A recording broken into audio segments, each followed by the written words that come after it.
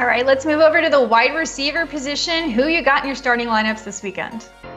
I love Garrett Wilson. And, his ceiling took a hit without Aaron Rodgers. He's still putting up decent numbers, right? 17 or more points in 2 straight games. He's got the Lightning Bolts this week on Monday Night Football. They have really struggled against perimeter receivers. So even though Zach Wilson's no great shakes, Garrett Wilson's still putting up some pretty decent totals.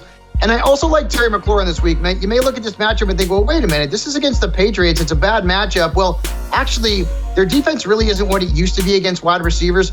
They've allowed 10-plus points 11 times to wide receivers, including 5 who've gone over 17. Terry McLaurin's a hot player right now. I'm going to stick with him despite the matchup that may not look great on paper, but it's actually not that bad.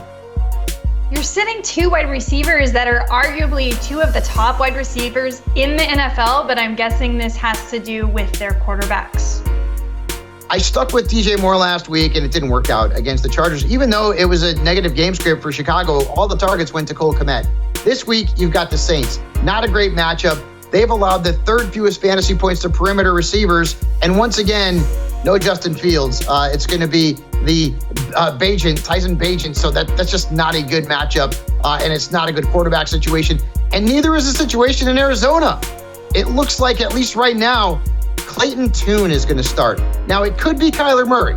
We'll figure that out later in the week. But right now, it looks like it's Clayton Tune. And if it's Clayton Tune, he's playing the wrong tune for me in terms of starting Marquise Brown. And I know he's been very good. This is also a bad matchup. Cleveland has been really tough against perimeter receivers on their home field. So if you have depth and Clayton Tune starts for the Cardinals, Hollywood Brown probably should be best on your bench.